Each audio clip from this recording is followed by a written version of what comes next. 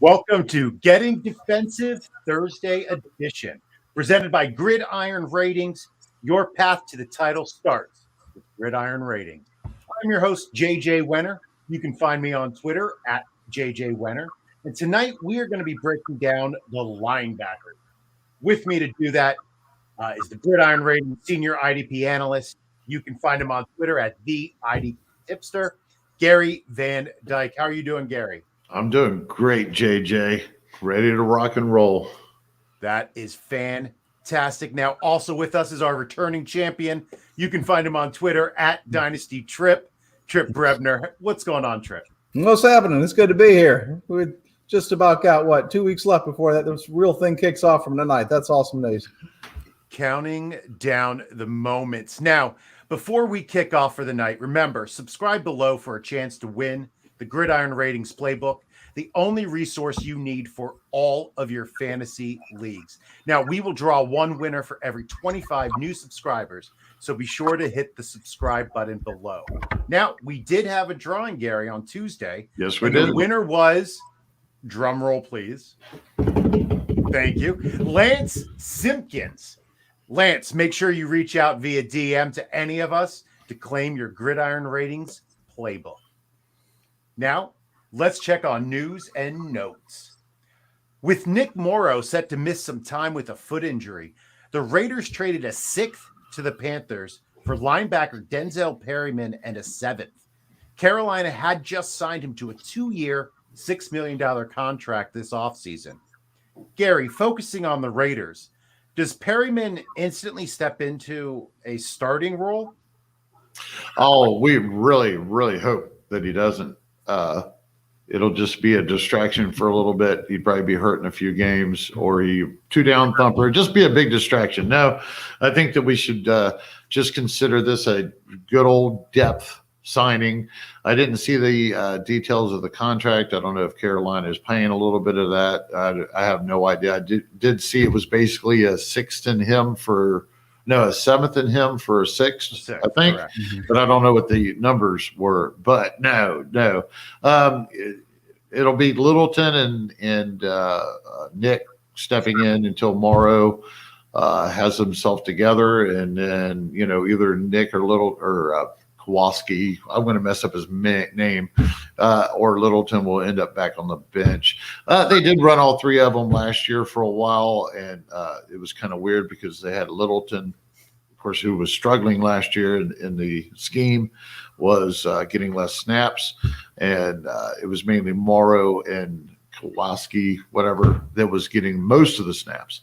So they're doing something weird this year anyways. They're actually giving Morrow the respect that he probably deserved to begin with over the last couple of years, because he's always stepped in. He hasn't been the best guy, but he's really improved. So, but I don't see Perriman making a dent there other than a depth signing. I referred to it when he signed with Carolina as this year's Whitehead signing, just like Carolina signed him.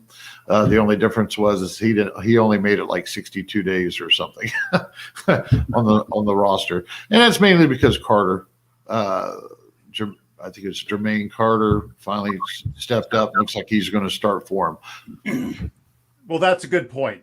Tripp, looking at Carolina, what are the repercussions of this Perriman leaving? Well, it's Perriman, first of all, was brought in to replace Tahir Whitehead, who was pretty useless last year. And so brought it on a 2-year deal, $3 million a year, and seemed like a 1-for-1 replacement, a guy that would come in and play, say, 40% of the snaps and keep on plugging away for Carolina the way he had been in LA prior to that. But basically, Jermaine Carter emerged. He's going into his 3rd year, I think, or maybe even 4th year. Younger player that needed some time to develop, put on some weight, and just really performed well during camp. And seemed to supplant Perriman in large part because Perriman was simply unavailable most of camp because of injury.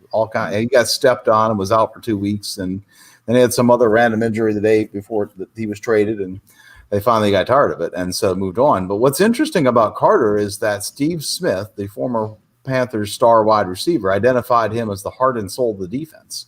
And so, you wonder how much to read into something like that, but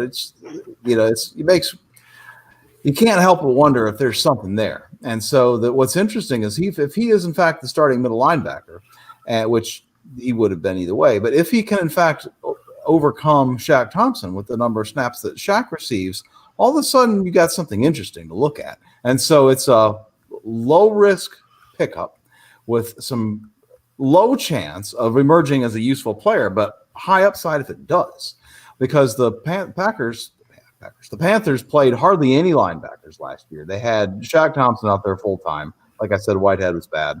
And so they basically played 3 safeties 100% of the time.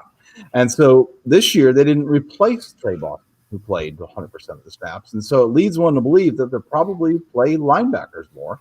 And it's possible that Carter is in the mix to be 80, 90% of the snaps if he can really continue to grow. I think that's unlikely, but I think for somebody who's looking for the last pick at the end of the draft in a deep league or looking at their waiver wire, I think he's a guy that's worth picking up. My question is, have we officially heard that Carter will wear the green dot? No. Okay. Well, yeah, I'm concerned, just to branch off of that. I still have my concerns that he's still just going to be a 2-down thumper. I mean, heart and soul or not, you've got Hassan Reddick. They shouldn't let him off the field. They should use him in combination with the ends and rushing on his passing downs. And then you can't take Shaq Thompson off. And then you still have Jeremy Chin, and you got Justin Burris. I believe Burris still played a full complement of snaps as a strong safety last year, even though he was overshadowed by Jeremy Chin, which everybody was on that defense pretty much.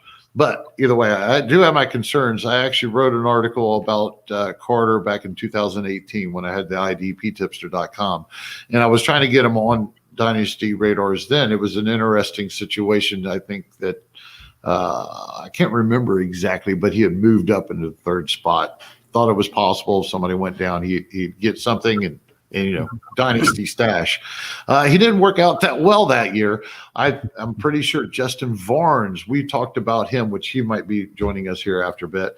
I think that was a guy that he was trying to get everybody to pay attention to again last year for this year. So we might want to ask Justin what he thinks about that when he comes on.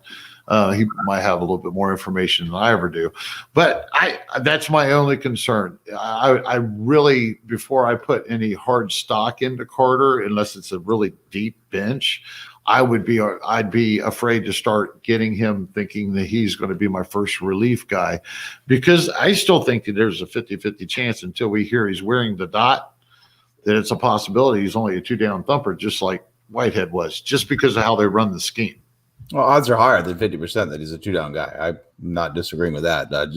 It's worth watching. So yes, Shaq Thompson had a grade below 50 in PFF last year. He is a holdover from the previous regime. He's making a ton of money for Marty Herney, who's now gone as the GM.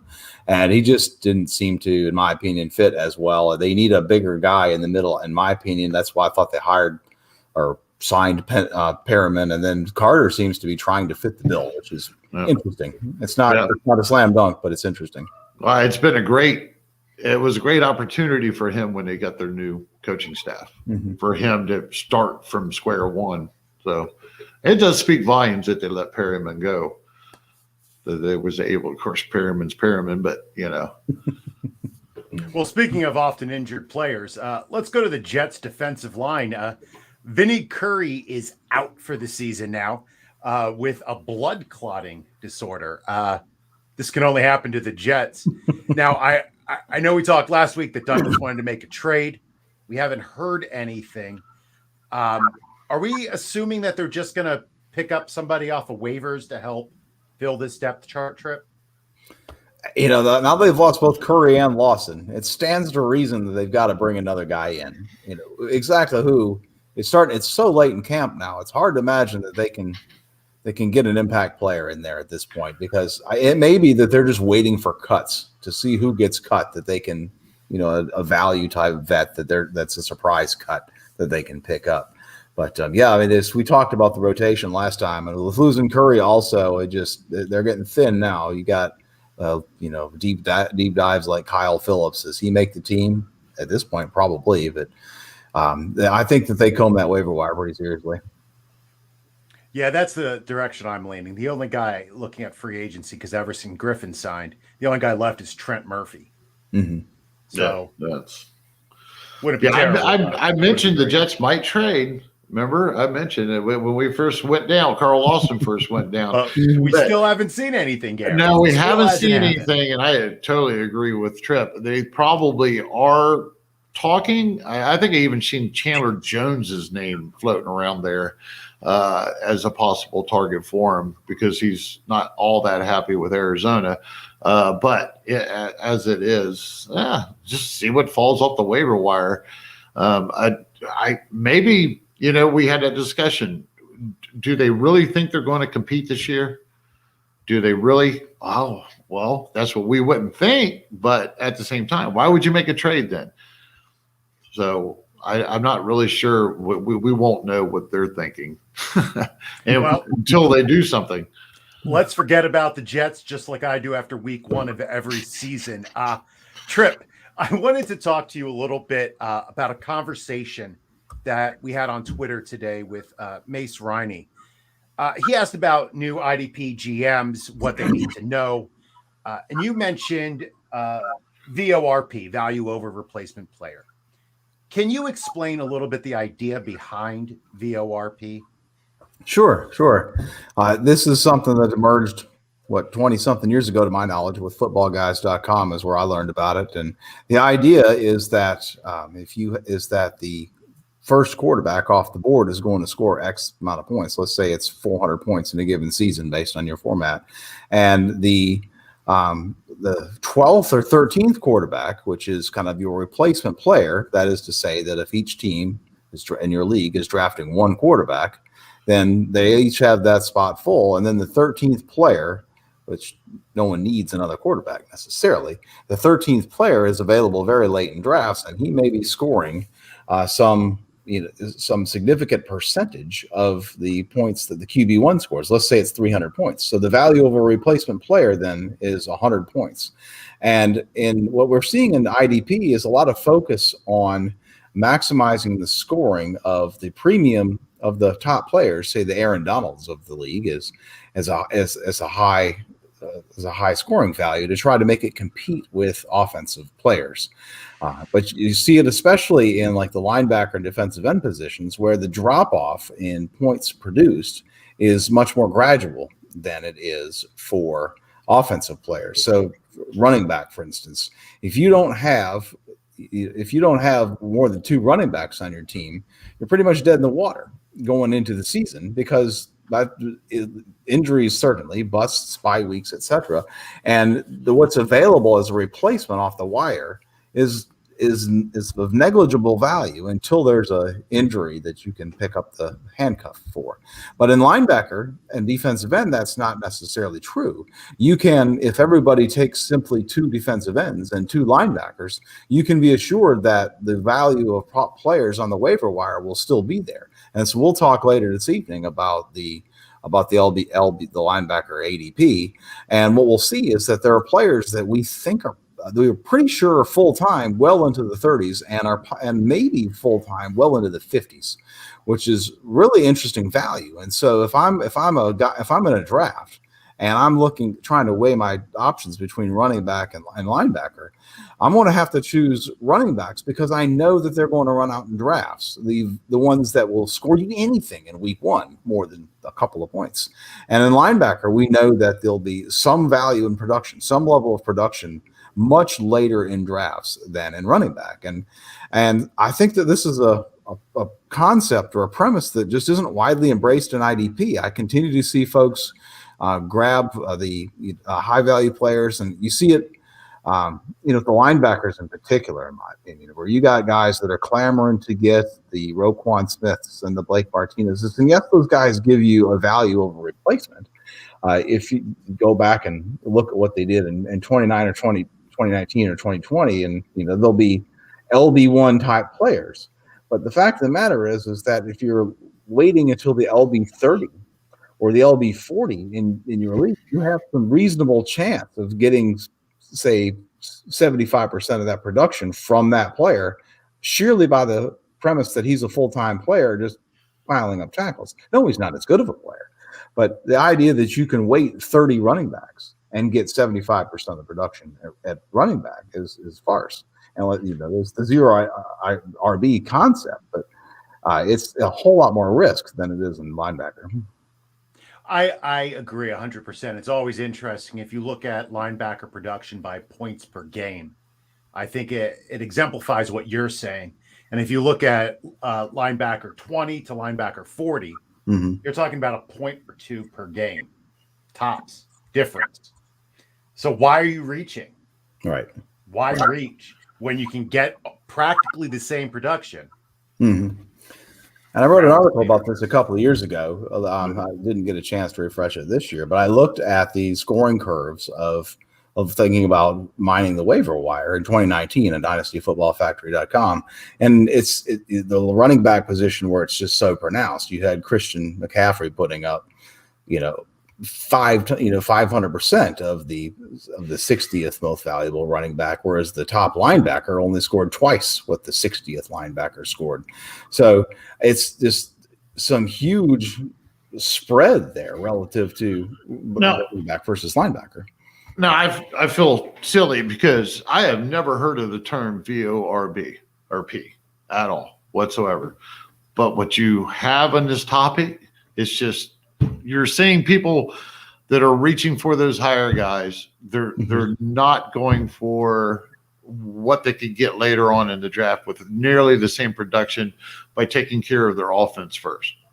That's right. Totally agree. Totally agree. I was so confused when we were going to cover this tonight, and now I feel so much better that I've been applying this simply in our tipster leagues. Me and JJ, he just mentioned something to we were the last ones in a writers IDP league that I got going under the tipster format, and I mean. There were a lot of IDPs. I was really shocked. And these are writers, and these guys were, I think there was one in the first round, an IDP taken in the first round. Everybody's got their own way of doing this. But when we get ready to start doing our ADPs, the first guys I got listed that I am not touching are Devin White and Darius Leonard because of that ADP. And it's simple that I love that this has been actually named, and I'd love to see your article, Trip. So if you can look that up and send me that link, man, I'd love to read this because I'll actually post it on the Getting Defensive handle on Twitter. Yeah, that'd be great. I'd do it. They would like that. Yeah. It's just really interesting to look at. Like in 2019, Christian McCaffrey had 394 points in that season, according to Fantasy Pros by their scoring. Jordan Hicks had 252. Then you go down to Alvin Kamara had 193 points, 189 points, and he was the RB 13. And you look at Jerome Baker had 181 points, and he was the LB 25. So the rate of attrition in that position is 2-1. And so there should be, at least 2 running backs drafted for every 1 linebacker. And that's even after you get down the way because of the scoring differential. So it's just fascinating to me that we're still talking about, like you said, a linebacker in the first round and an expert league. It happened. I was there. Well, speaking of linebackers, it's now time for our main topic. We are going to be looking at the defensive glory boys, right? The LBs. We're going to find out who we're going to start, who we're going to trash, and who we're going to stash at their ADP. Now, for tonight's show, we are using Sleeper ADP. Be sure to follow Sleeper on Twitter at SleeperHQ. Now, Trip, who is the first person you're willing to draft at their ADP in the linebacker? Oh, wow. I got to scroll and scroll and scroll. Because it's basically what I just described. I'm often the last guy to draft an IDP in my leagues. And if I'm in a conventional position league where they have balanced scoring, I'm waiting until 40 and 50 linebackers are off the board sometimes to get guys. So I don't know if one of y'all highlighted these guys for me on the Sleeper ADP list, but we've got Logan Wilson at LB 80, and Chris Barnes at LB 75. And those are guys that I just traded for in 2 different leagues in the last 2 days. So somebody's with me on that one. But that might be me. There you go. Are they green? I don't know why I highlighted them No, on I here. highlighted them. Oh. Those were going to be my stashes. Yeah. I'm totally thought of wrong. Sorry. I swear, they're right here, man. Same thing. Yeah. Same thing. We got Willie I Gay. apologize. This is ironic. Yes, Willie Gay at LB 62, Eric Wilson at LB 66, Dre Greenlaw at LB 65. These are all guys that we're pretty sure are full-time players this year. And so if I need 5 linebackers for my league, I'm just going to wait until everybody else has their 5 or at least 3 and then start drafting those guys. Yeah, I waited a long time in our draft. Mm-hmm. I took CJ Mosley, which I probably could have waited a long time, but there were probably, I think, almost 20 linebackers that went off before I finally caved and took one. and that's good value on Mosley absolutely. too. He's LB 40 on this ADP list, and that's just great value. Now, Gary, who are players that you're targeting? Well, at this ADP, we subscribe to the same thing. I've always told everybody, okay, folks, and I found out a little difference real quick this year with going to sleeper. So in the sleeper league that the IDP writers are in, we only have 1 flex spot, but with the other tipster leagues, we actually have 2 flex spots, and then we're also running 3 wide receivers. So there's like 2 extra offensive plays in those leagues. So that's the first time I've ever done that. I left that to my league commissioner, the guys running it. Main thing I want to do is get this out there and learn sleeper as much as possible because I used to hate it.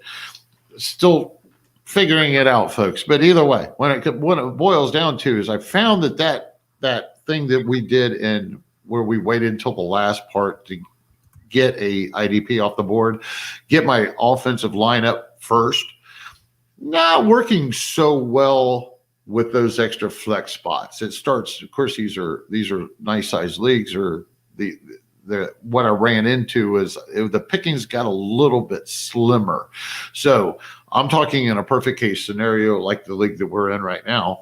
I'm going to mention off the top with sleeper. I love where Shaq Barrett's fallen in that sleeper format now, and then I also like where Hassan Reddick is falling in ADP on sleeper. Now, I just want to mention them real quick because they're LBD or LBDL in there.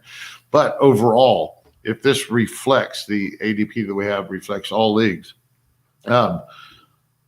Let's see. First guy I like to get at his ADP and has actually been falling to me after I've been getting my offense in is Oakland. Of course, I've been a fan of Oakland, breakout call and everything else. We know he's going to produce this year. He just might be able to repeat what he did last year. But even if he just came up a little bit short at that, I'll take it.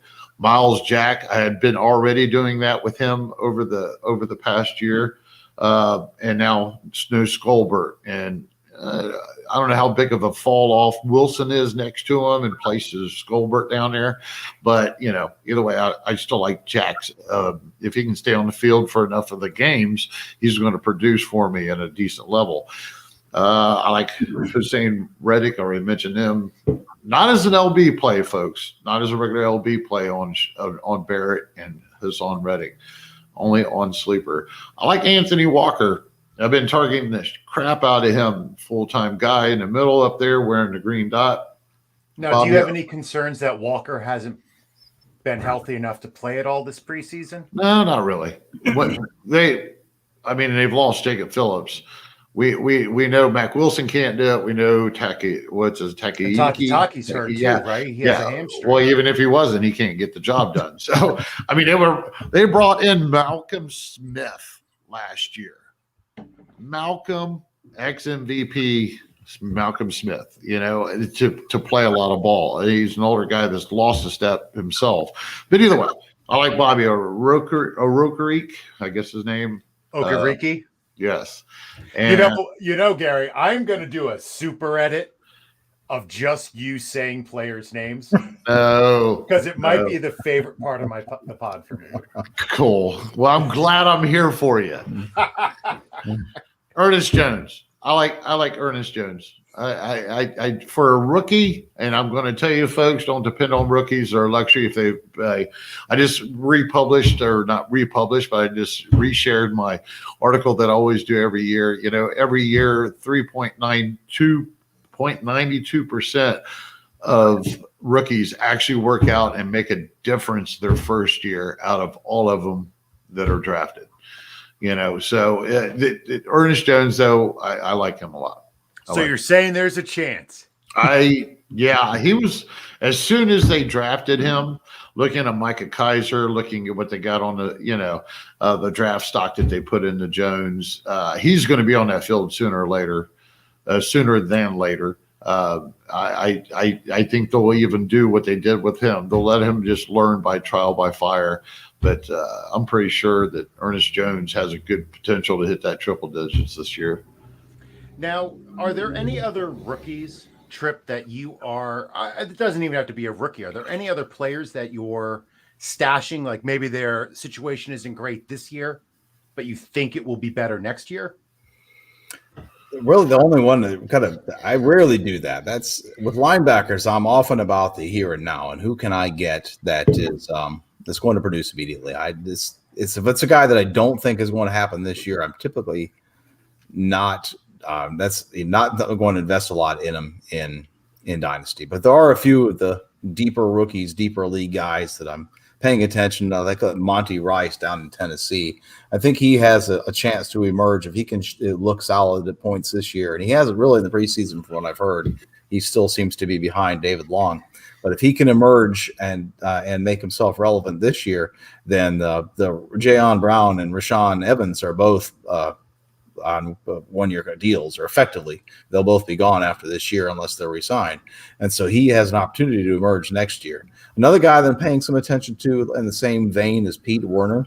Demario Davis can't last forever, and there's really not a second linebacker right there. But there's another guy where you see the risk that Gary talks about with rookies, because I understand he's not competing all that favorably with Zach Bond to play weak side linebacker. And Bond is a interesting case. He's a guy that played on the edge last year more so than a off ball. So it's a tough nut to try to kind of make sense as to who to stash as a linebacker. If it's not a guy that's who I think is well positioned to play this year, then that's probably not a guy that I'm chasing or too hard, to be honest with you. Now, Gary, as somebody who has rocked a stash, I'm sure in the past, who are you stashing as far as linebackers go? I apologize, folks. I got to be a little bit careful because I'm actually dropping IDP dime drops for our members. So I've got to pick and choose who I can share with you folks. And unfortunately, well, maybe fortunately, for the ADP that we have, we only have so many to pick from. I mean, there are still plenty of meat left on the bone after this ADP that we're not showing. But to be vanilla about it, I suppose, I'm one of those types of guys that I want to see it happen the first year when they get that chance, usually. And Logan Wilson happens to be somebody that, we did get a sample of him last year, but it was a very small sample. I believe like 35% of the snaps sample. So as much as I believe he's going to have the opportunity to do what he can do this year as a full-time player, I'm still considering him a stash for future leagues. When some of my older guys, or say to trade away some of my names in leagues or something like that, trying to improve my offense, and not to change the subject, but I'll tell you folks, that is something that you should think about with what he was talking about with the VORP and such. All right. So you own Devin White, Darius Leonard, or Jeremy Chin. You own these guys that's got those big names. Okay. Now we've already talked about that you could produce nearly just as much without a named person that is a little bit farther down in value. So if I'm sitting there and I've done it the stupid way. I do it the stupid way. I make the guy think that he's getting away with murder in a trade offer, because I'll trade a RB3 and Darius Leonard. It would have to be a good running back I get back, but for an RB1 or an RB2, really good RB2, I would over what they consider overpaying, but I could always count on finding and knowing that there were other players that were going to appear at the beginning of the season for you to be able to grab and replace and have nearly much as production, but you took your improvement on your offense and double it. So if that makes any sense to you, don't be scared to it's great having Darius Leonard and Kevin or Devon White or whatever, and Roquan Smith. They're so pretty on there, Aaron Donald, all those guys, and I appreciate every one of them. But man, if I can spend those and recoup easily to the percentage that it doesn't hurt me, I'll sell them in a heartbeat. I'll look like the fool. Let me overpay. With that being said, I'm just going to go with maybe one more. Jordan Brooks, another vanilla. Everybody's grabbing him, but hey, I want to see what the guy's going to do. So I'm thinking I'm not getting these guys necessarily for their first year of full production. I hope to use them, but at the same time, I'm thinking more long term at this point. I told you it's going to be vanilla. No, but that's good. I mean, players like Logan Wilson, players like Jordan Brooks might not be big names to the casual IDP fan. So if you're in leagues where you're not in with sharks, you're not in with people who play IDP all the time, those are the types of players that you can trade for. I mean, Tripp, you just said you traded for Chris Barnes, who probably is going to be the 3-down linebacker in Green Bay. Yep. And Jordan That's Brooks, a very valuable role. Mm-hmm. And what did you have to give up for? Kendrick Bourne, the wide receiver from the Patriots. Yep. Who? Yes. Exactly. Wow. It's a deep league. I say that. It's the offense is really tough to come by, but anyhow. All right. Well, let's talk about some players though who we are out on. Not even just at their ADP, but linebackers who time has come. I like to call them old yellers, but that's a little dark, right? The guys who we're just ready to move on from. So, Gary, go ahead. You go first. Tell me some guys who you were just done with.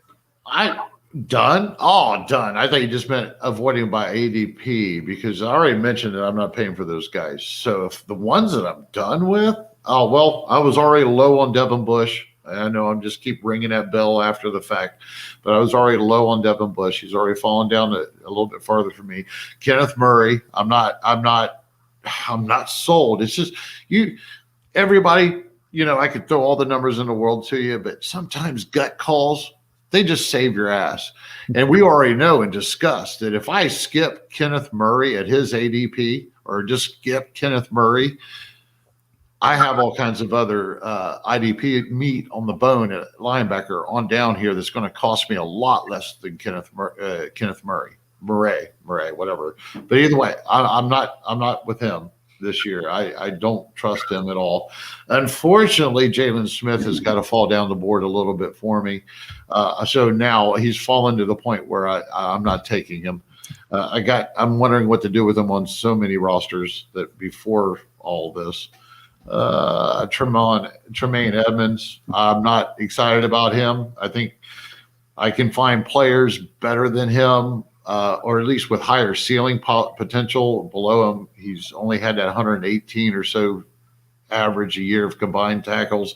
He's not much of a playmaker to get those interceptions, passes, defender, or anything else. So he's kind of just bottomed out for me. Falling down my ranks slightly because I think there are a lot of other players that are coming up with more potential to make plays plus get to combined tackles. Now, Tripp, is there any chance that you can bring up the value of Tremaine Edmonds for me. I have him in the league we're in together, and I would like to move him maybe for like a good pick. Well, sure. I think he's going to compete with Zach Cunningham to lead the league in tackles, and I think he's going to have 4 or 5 picks and about half of the sacks. I think he's just going to suddenly turn into this guy with good athleticism who can't put it together into this world beater player. No. And cut. Wow. Boom. Thank you. I owe you $10. Who are you out on trip? Sorry. It's out with the old and in with the new in Dallas. Both LVE and Jalen Smith. I'm sorry to say, but we talked about stashes. I don't think it's impossible that Van Der Esch emerges again next year.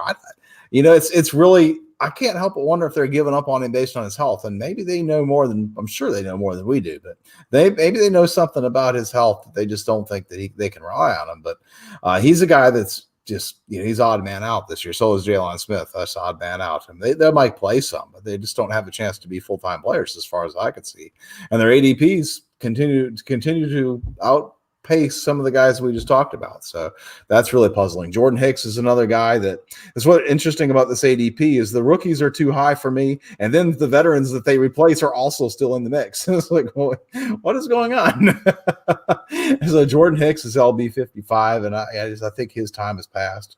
I kind of agree with Gary. I'm surprised to see Tremaine Edmonds at LB 20 because there seem to be other sources here and yon where you'll see him closer to LB1 value, and he's not touched LB1 value, and I don't really see what would change that would get him there. I think he's fine, and he's not going anywhere anytime soon. So, but he's the name has exceeded the production for the 3 years that he's been in the league. So, that's a guy that I can't get on. I cringe when I see him in top 10 in some rankings. I don't, amongst linebackers. I'm like, really? I just don't see it. Him and Devin Bush just keep sliding down each year that they play. Mm-hmm. Go right ahead, Trip. I apologize. Yeah, the last one I would give you is a guy we talked a little bit about earlier, Shaq Thompson. That's the guy I'm off of.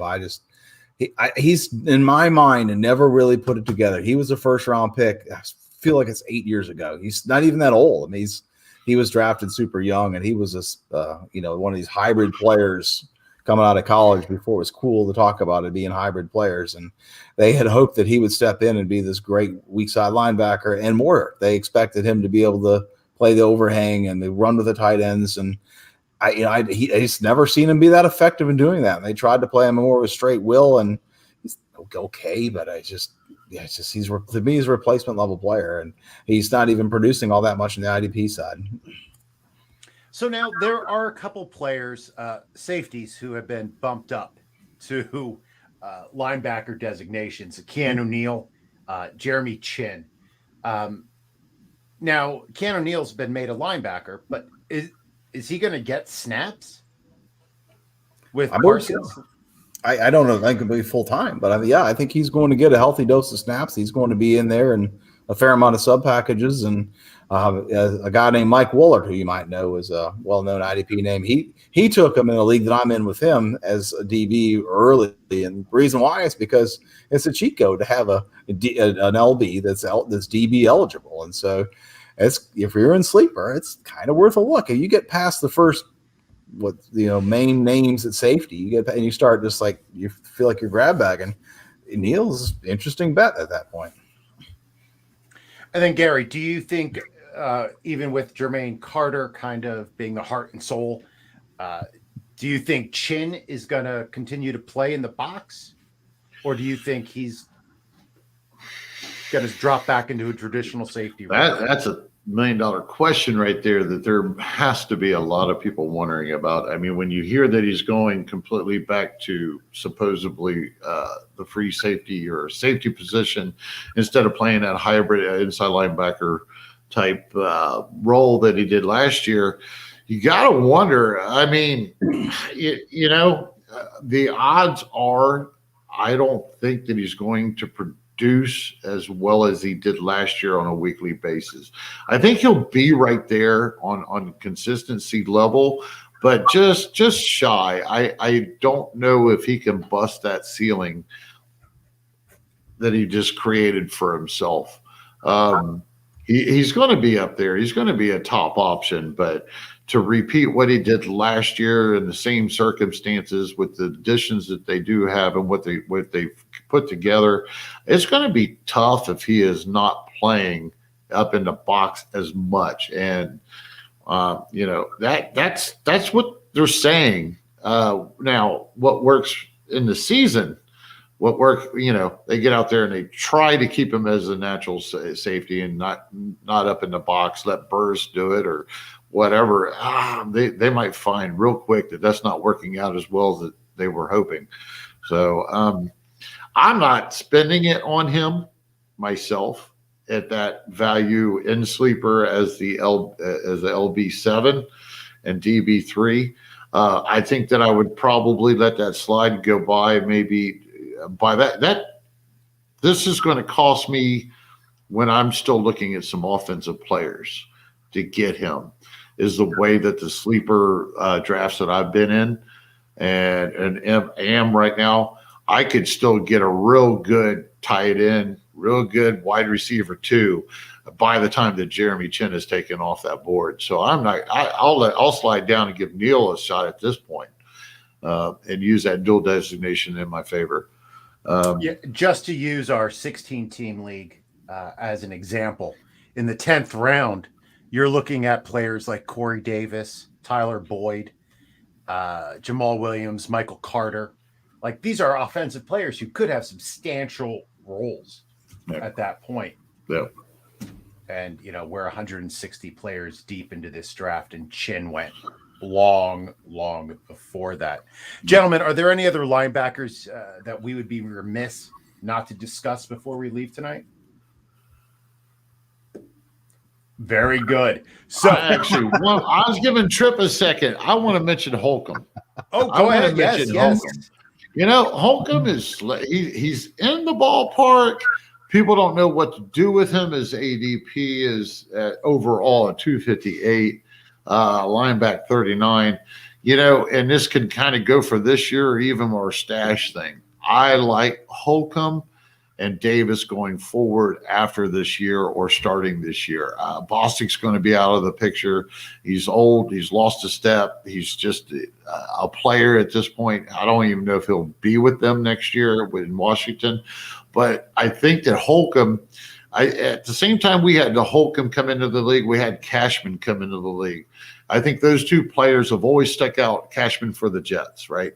And I think that they both came in the same year. And I've had those two in the same little tier platform because they just, to me, their whole career has kind of resembled each other, except for the fact that Holcomb actually stood and up last year and got a lot of playing time, was managed to stay healthy. And now he's coming into this year. And I think he's got some momentum. And I think that he'll be a full-time player just as well as Davis in that scheme. Just like when Rivera had the Panthers, you had Luke Kuechly and Shaq Thomas having them. So I think that Holcomb is a great stash for going forward. And if you buy him now in a dynasty league, because after this season, I think his ADP is going to be way higher. I'm writing that down so I can add him later. Gentlemen, it is time for our final thoughts now. You can find him at Dynasty Trip on Twitter, and his work is at Dynasty Football Factory. Trip, any final words? Yeah, I wanted to get defensive on Jeremy Chin just for a minute, play a bit of a devil's advocate role, because I hear what you're saying, Gary. I don't think you're wrong, but I do think there's an interesting counter argument. Looking at Chin's numbers from last year, and he had a boatload of assists to help bolster that tackle number, and that Carolina stat crew has been giving out extra assists for a long time. And I look at his big plays. He didn't have a lot of big plays either. It's not like he's one of those guys who was fueled like Minkah Fitzpatrick was in 2019 with a bunch of big plays. And I hear what you're saying about what the fewer snaps in the box. And I think that's likely, fairly likely, but the counter argument I would make is they played a hell of a lot of zone last year with the safeties that they had, and they don't want to do that. They got J.C. Horn. They want to play more man. They want to play more single high than they did last year. They had to play a ton of two high because their team is bad. And you got the linebackers that they do have. You mentioned Hassan Reddick, and more of an edge defender. So they do need the support in the box and the extra safety. And so I think, and I think the biggest concern is they didn't replace Boston with another guy that would seem to stand a reason to be back there with Burris. So I think there's a high risk that the back snaps come down, but I don't think it's a foregone conclusion, and I think he may have other ways to make up for it. So I'm not eager to take him at ADP. I will certainly agree with you there, but I'm also not eager to knock him down below guys that I just don't think all that highly of, like Jabril Peppers or something like that. I wasn't talking about doing that. Mhm. Nobody said that. I want to accuse you. I hear you. I am not a Peppers fan. I keep waiting for. I guess he finally learned how to cover somebody last year. I guess, but I'm not a Peppers fan. Linebacker. Yeah, I remember when they made the Peppers Odell trade. I'm like, well, they just threw Peppers at him. Here, take them. We can't do anything with them. But anyways, well, you can find that gentleman at the IDP Tipster on Twitter. Make sure you're subscribing to Gridiron Ratings for all of his IDP analysis. Gary, that was your final thought. Yes. All right. Ladies and gentlemen, I'm at JJ Winner on Twitter. Thank you, Tripp. Thank you, Gary, for joining me tonight. Thank you to everybody for tuning in. Don't forget to subscribe for a chance to win a Gridiron Ratings Playbook. And make sure you tune into our Tuesday edition hosted by Roto Heat Craig. Now, remember, your path to the title starts with Gridiron Ratings.